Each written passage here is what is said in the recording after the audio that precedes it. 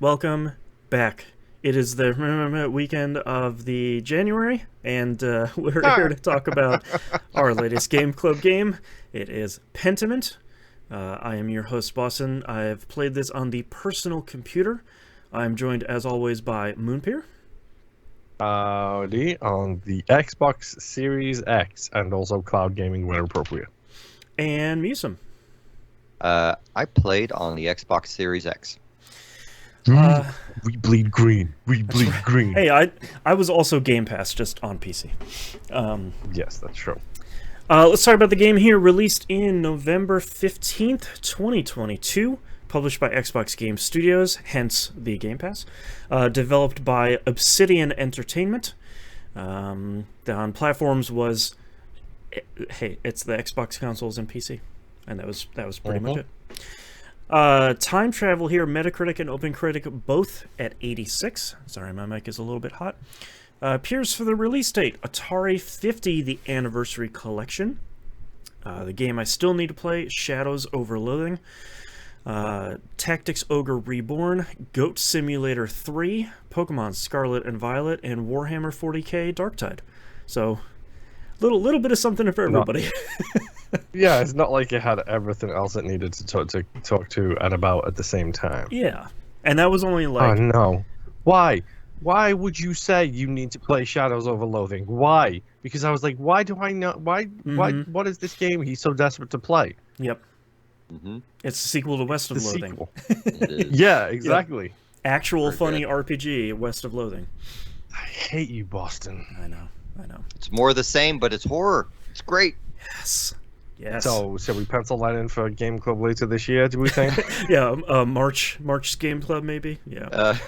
All right, let's ask the question we ask every month. Was this game top of the pile, middle of the pack, or overlooked? Middle of the pack. Was it? Like, I feel like this was pretty overlooked, but Oh, I had so many people talking about this because the art style, and they did that whole like 1 hour presentation about it like 2 months before it came out about like, oh hey look, this is the ink of the peasants and this is the font style of this and this is the font style of that, which I wouldn't have known and still don't care about that going in because spoiler, I use quick text because screw that thing.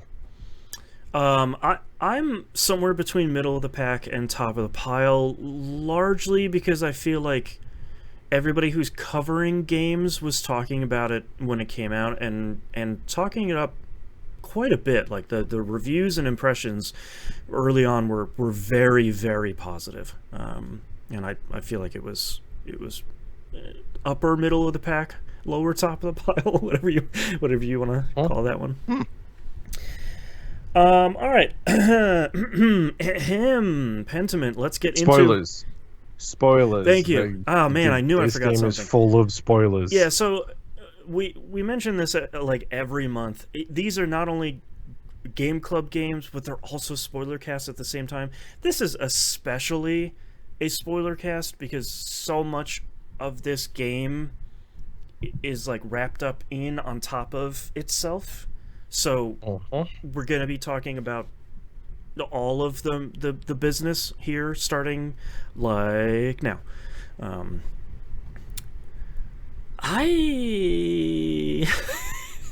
So yeah, go ahead. Please save me. I'm gonna steal a sentence from Vinny Caravella here. Oh, please. He said this, and Vinny Caravella has a way with words that few can match. I give you abilities as the ultimate amazing thing that Vinny Caravella has ever said. He described this game in one sentence, and I don't think anything has ever hit me in the feels quite as hard as that. And that is, this is the best game that I don't want to play. Okay. I don't think that's incorrect. I love the writing. The art style is fantastic.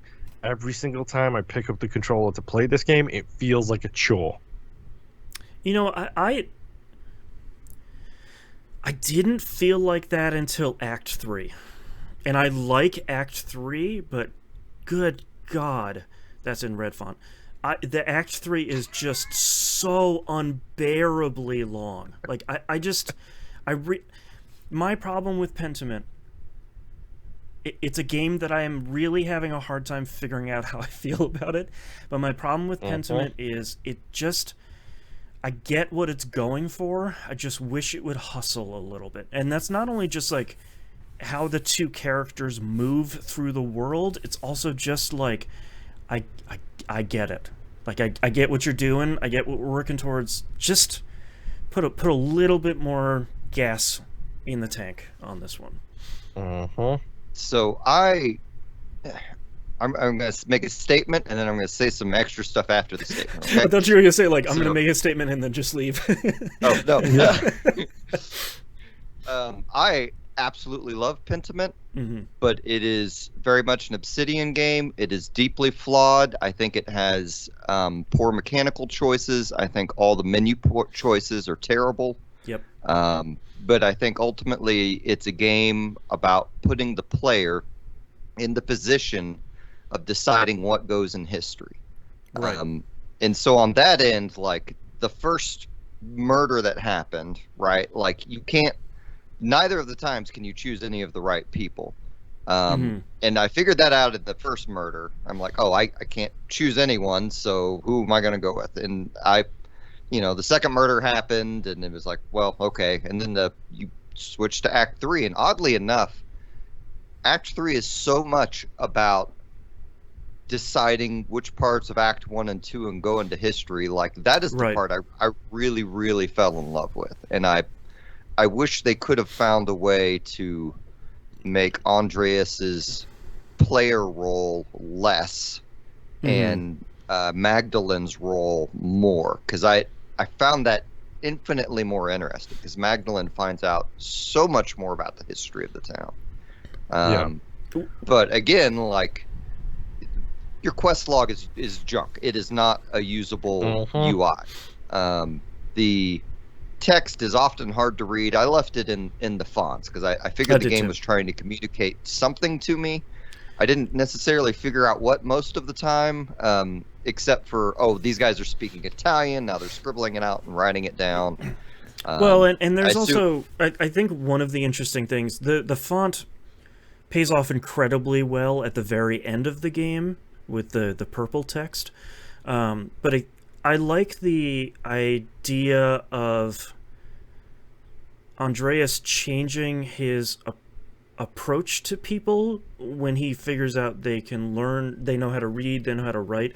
Like, their font gets upgraded from this kind of like chicken scratch that he uses for the peasants to kind of a cleaner font. Like, all of the religious people in the monastery, they have this very flowy script to them because they're working in the scriptorum.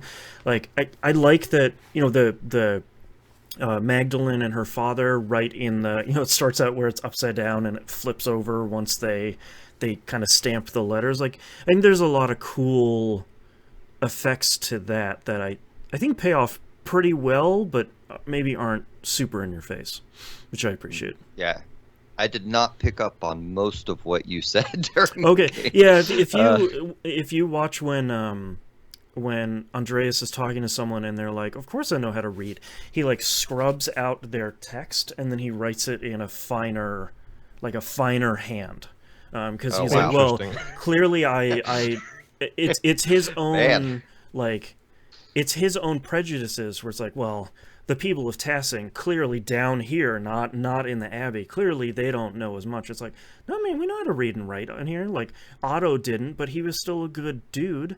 Like, that doesn't stop these people from being good people. Well, I feel like that just goes to show even more how indecisive they were about how much the player should be able to affect how Andreas thinks. Because, like, you're kind of assigning his past to him. And I tried to, like, I picked some fun choices at the beginning, and very quickly, when I saw the situation and realism in it, I'm like, I'm not going to be a jerk to these people. Like, I want to be nice and polite. But now it's like, oh, so the whole time he's just been being a jerk about these peasants because he's worried about, if they can read later, what are they going to think about his chicken scratch for him? Right. That kind of sucks. But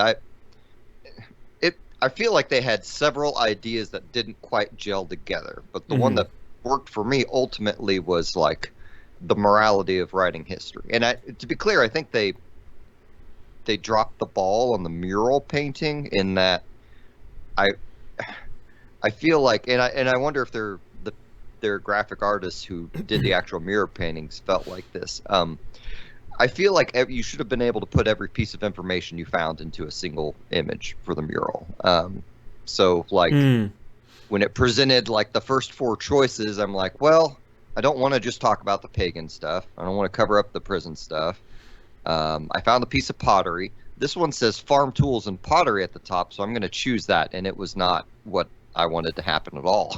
Yeah, and it's the game overall is interesting and frustrating because I think the ultimate point of Act 3 is like how, and with the ultimate decision you make at the very end is how do you tell history? Like how are you going to write history? And the game is really, Act 3 is all about, I'm going to go learn as much stuff as I can about the history of Tassing and the Romans and the pagans and before that, and I'm going to learn all I can about the Abbey and the revolt and all that stuff. But what can I display? Like, what am I going to do personally? But I need to keep the peace in the town for a town that still obviously has a series of open wounds about the revolt that happened, like, whatever, is 18 years before that. Like, how much do you portray that stuff in kind of a negative or positive light? And I think that stuff is really interesting, and thank goodness they showed the mural at the very end, because, man, they got to the very end of the game, and I was like, man, you're not going to show me this mural? Like, I'm going to be real pissed. Thankfully that pays off. But So, I'd like to jump in right here, because you guys are talking about Act 3 stuff. Mm-hmm. I did not get a chance to play any of Act 3. Any of it at all? Any of it at all. No, that's... So, for those of you unaware, I had COVID, so over the break, so I lost basically 2 weeks worth of playing this. And I was like, oh, I'll chip away at it. And then yesterday, I got to the start of Act 3, got the reveal of who you're playing as you're picking up the stuff in the forest. Someone tells her she needs to go and do something. Whoever Otz or whatever it is tells him she needs to go and do something. Yeah. She puts the basket down. I can't clear the text box, and I can't move. Cool. Good. What a fun bug. So 3 times I loaded it up, and every single time I load it up, it takes me back to the end of Chapter 2, where you walk into the town square and have the end of Chapter 2. Yikes. So I had to do that 3 times for the same bug to happen every single time. Man, that sucks. And me literally get to Chapter 3 being unable to do anything at all. And you can't just go watch the ending on YouTube or whatever, because it depends on my choices. Yeah, because, like, I do have to say, I think the one thing that it wasn't super impressive, I think, until I got to Act 3, and you see the fallout decades later from the choices in Act 1 that Andreas made in a real foundational way that changed Tassing. And I because of the decisions that I made in Act 1 and Act 2, so many of the townspeople were mad at me because the person I accused in Act 1 was Lucky, the stonemason, and the person I was so tempted. Yeah, that did not turn out well for anybody. Yeah, that's the one I did too. You had no good choices in 1. Like Act 2 was much easier. It's like, I hate Guy. I'm choosing Guy. Wow, I didn't do Guy. I did Martin because he was not Martin. He made his wife happy, so I felt bad about like having him murdered. Whereas you Guy probably, that was probably the good choice. Guy was straight up stealing like tithes. Planning to ditch the town. And he also had the book of witchcraft, and he had a summoning circle with business. Otto's name in it. Yep. Yeah, he in my Act 3, because I had Lucky and Martin killed, Lucky's wife and Martin's wife live together and despise anything to do with both of those murder investigations. They hate Andreas, and they don't want to talk about the revolt at all. Like, just the dripping hatred. And I think that's the moment where I really came to respect the design of this game, in that all of those decisions and all that fallout coalesced in a way that I think is really interesting, in that normally it'd just be like, yeah, she lives over here, she lives over there, they're both angry, whatever. It's like, well, because of the status of women at that time, they couldn't just live by themselves in a house. They have to go set up in lists, and they're angry with every, you know, it was a really impactful design decision that I think worked really well. So I accused Fennec in the first one. Oh. The prior he's the guy who runs the scriptorium. I didn't even know you could do that. Him. Interesting. He is a jerk. Yes. Mm-hmm. I think if I played through again, that'd probably be a good choice to go with. I guess you didn't get to see how it affected you in that third act. No, I didn't get to see how it affected the end. Well, and I think I'm kind of glad I didn't accuse him in Act 1, because in Act 2, I felt like he got a little bit of redemption. Like when Andreas came back to Tassing to pay his respects, I liked that dude was like, hey man, I was real terrible to you, to brothers. I was the worst to Pietro. Like, I was a terrible person, and I sort of gave him some grace, because he seemed like he was beating himself up. And he was like, look, running the scriptorium was terrible, and it was no good for me, and the amount of weight that's been lifted off my shoulders after that is huge, and I feel like a new man now. And I was like, dang, that's pretty nice. You were still a pretty big jerk back then, but okay. He did do that. They really, you know, I gotta tell you, like, so I went into this game pretty blind. Like, I was not aware it was critically well received. Like, that was news to me. Mm-hmm.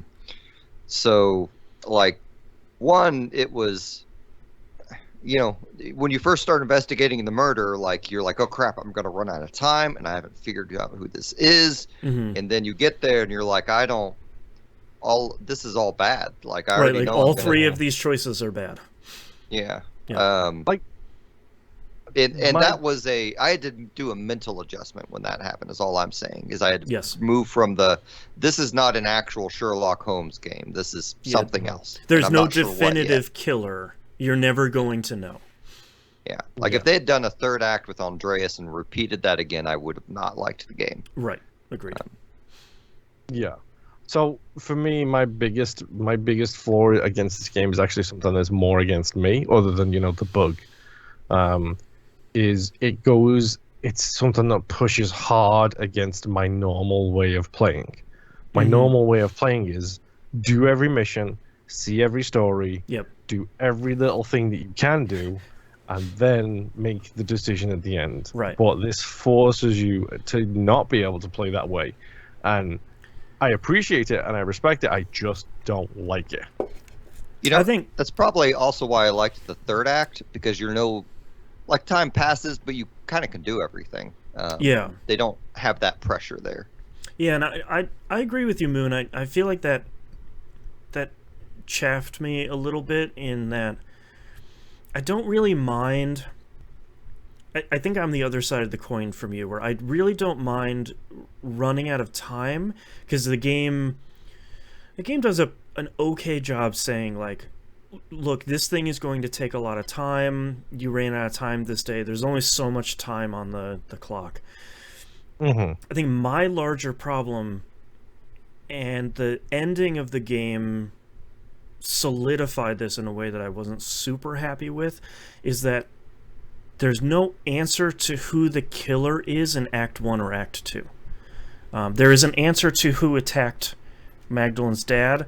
There's an answer to who killed the previous head of the abbey before the current one in Act 1 shows up. Like the person at the end of Act 3 admitted to both of those.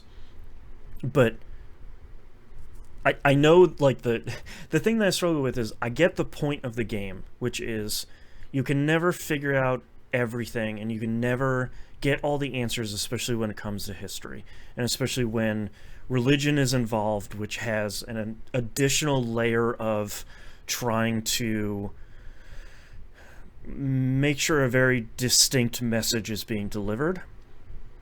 But I still wanted to know who killed those two people. You know, like, I felt a little bit unsatisfied by the Act 1 and Act 2 mystery. That was a conclusion I came to right at the end of Act 2, where it was like, it could be any one of these people. I'm never going to know who actually did it, am I? Yep. Like 3 or 4 people got those purple notes, and it could have been any of them. Uh-huh. I was, well, okay. I'm probably a little prejudiced against the religious anyway, but I was... So is this like, game. It's okay. Near the beginning, well, honestly, I felt like it kind of danced the line decent, because they did present the argument of, like, well, you have all these converted pagans to Christianity under the Roman Catholic Church. You have Martin Luther stuff going on in the background, which I thought was, like, it's a really interesting setting in that. So you have, you know, Christians arguing with each other on how valid Martin Luther is, and you know, of course the monks are stuck in their ways, but I just forgot where I was going with that. What was the subject? the non-identity of the two killers. Oh yeah, well they identify, like, you find all that out in the third act though, right? Like, it's all but you know who the thread puller was, but you don't. In each murder, 3 or 4 people got the purple notes saying, like, hey, you need to go do this thing, or they're kind of pushing them to do something, but you don't know which one of them did it. So, I see what you're saying. Gosh, you know, my takeaway was that the preacher did it every single time. He admitted to, that was my original thought when he sort of pops up in the I don't remember what that room is called, the Mars statue room. He says, very like, long Latin word. Yeah, it starts with an M, and I don't remember it. But at the very end, he's just like, after you get the reveal of the purple words, which I still think is a really great reveal in this game. He's just like, yeah, man, that previous dude working at the Abbey, I poisoned him. I'm the one who killed him. Also, Magdalen's dad, meant to look at like an accident, didn't mean to kill him, killed him. I have the saint, I have the hand of Saint whatever to protect. Like, I need to protect this religion. I need to protect the town people. Gosh, I didn't even, okay. They were all the same wound, right? Like, someone got some sort of rod-like thing and hit them on the head. So I just did, okay. That makes sense, though, because that is the whole thread puller mystery. I do appreciate that they did unmask the thread puller, and I think they did. I think they handled the sister's involvement in it pretty well. Like, obviously she was an accomplice to it, but kind of unwilling and unwitting. But I think, again, I get the point of it, which is it didn't matter what Andreas did. Doesn't matter what Magdalene did. Justice was never going to get served. Someone needed to die to stop the mob from attacking. And in the end, it took Andreas's life. Wink. But, you know, like, even he got so caught up in it that he got killed for 20 years, and then, you know, like an X-Men, he came back. But, like, I don't mind stories like that, but I think there was something in a murder mystery. I feel like that to me is unsatisfying, especially when it's hard for me to not draw comparisons to this and the Return of the Obra Dinn, where it's like the the mystery behind the Obra Dinn is fantastical, but it makes sense. You can see the thread that connects all of this mystery together. And I think you can see the thread here, but even the villain is just like, yeah, man, I don't know who killed those two people. They did a great job, though. I needed both of them gone. It's just like, dang. All right. Jeez. Man. Yeah. Yeah, it's a game that doesn't want to be a game but wants to be a game, right? Like, right, because it wants to present itself as the murder mystery thing, but at the same time, like, its purpose is to put you in the position of the history makers. But like, right. I totally get you. It is annoying that you didn't find out, but part of me also thinks people back then, like, most of them murdered at some point because it was so easy to get away. Yeah, like you just go in the woods and shoot them and be like, oh no, what happened?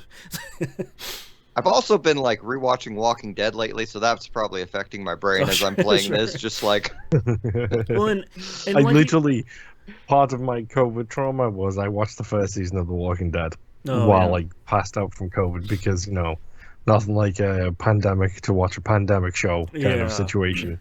And Musum, like you mentioned in the beginning, it is an Obsidian game, and those throughout their entire studio's history, they have been fantastic, flawed games.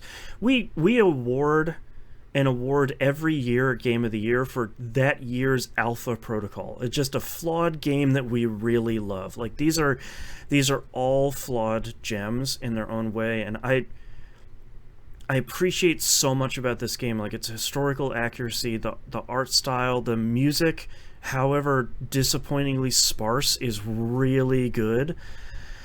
And I like Andreas.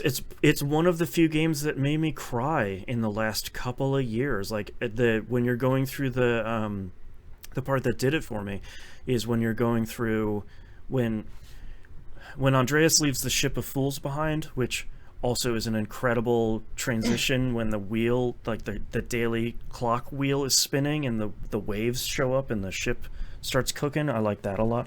But when you're in the labyrinth from the church, in your dreams, he's talking about how his kid died in his sleep. I'm just like, yeah, oh God, why?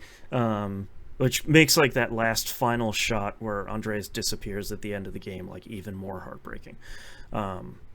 But gosh, I felt so. Real quick side. Yeah. Did Casper go in after Andreas with you guys? Yeah. Nope. Yeah, he sure did. Yeah. Nope. I told him to go away. Yeah, I did too. Watched. And I didn't learn until much later that he did not listen. Oh, that's a good point. Yeah. Moon, you would have found out in the third act. Yeah. I'm sorry. I wish there was a way for you to play that third act without having to start the whole game back over. But like, yeah. I wish there was like a speed text version of this game. Like, it's a game that I would replay if I could replay it in half the time. Yeah. Yep.